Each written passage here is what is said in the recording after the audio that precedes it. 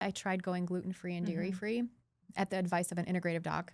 And within 3 days, my acid reflux went away, the bloating went away, my IBS resolved. I had IBS for like almost maybe 8 years at that point. Maybe take us through what you figured out along the way and what you think maybe your triggers were and how that correlated. Because we know in thyroid disease, as you said, it impacts multifactorial systems. It's not just, your thyroid and your cold receptors, right? It can be your digestion. It can be obviously your energy centers. It can impact obviously hair, but it can impact menstrual cycles. It's really like a whole body experience, unfortunately. And so I guess you were seeing so many specialists because you had all these different symptoms, but the kind of number one issue was that you had Hashimoto's. And I think that's something that's overlooked in clinical practice a lot, that we can see all these symptoms and say, okay, we're going to treat these different things in a siloed space, but never figure out what's truly driving it. Yeah, I was seeing the left-hand doctor and the right-hand doctor and to try to figure out why was I having acid reflux and why did I have irritable bowel syndrome and so on and so forth. And I was on a lot of medications, let's just put it this way, right? Yeah. None of them were really helping. And then I started looking at the PubMed research, and one of the research studies talked about the connection between celiac disease and Hashimoto's, and that some people with subclinical hypothyroidism could get themselves into remission if they also had celiac disease and went gluten-free. Right. So I was like, okay, doctor, can you test me for this? And they said, sure. I didn't have celiac disease, so they said, don't bother with the gluten-free diet. Right. And eventually I decided to try it anyway. I tried going gluten-free and dairy-free at the advice of an integrative doc. And within 3 days, my acid reflux went away, the bloating went away, my IBS resolved. I had IBS for like almost maybe 8 years at that point.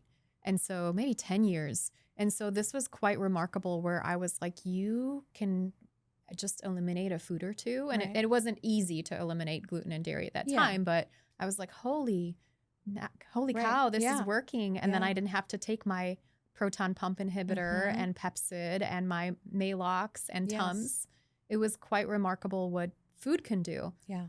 And then for a while, I thought food was the answer. And so for every symptom I had, I was like, let me just eliminate more foods. Right. Which... Hello, orthorexia. Orthorexia, it can be quite a sticky situation where you end up eating ice chips and still getting bloated and wondering, like, was this ice organic? Right. Was it made with filtered water? Right.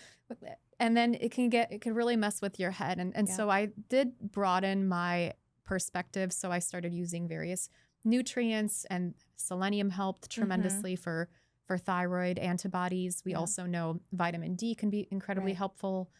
Most of my ladies in remission have their vitamin D optimized. Thiamine was incredible for my brain fog and fatigue. Betaine with pepsin was amazing for digestion. Right. And then at some point I was like, okay, what else is going on here? And is there something that's driving all of this? And I got into gut testing. Stool samples were always super, super intimidating when you haven't done them before, right? Yeah. And I started doing various functional medicine tests. And I learned that I had a protozoa called Blastocystis hominis. Yep. And upon treating that, a lot of my symptoms went away. A lot of my food sensitivities went away. The thyroid antibodies also dropped. Yeah. It's been really interesting because once I got myself into remission and started to feel like I was a human again, I started helping other people and consulting on their health.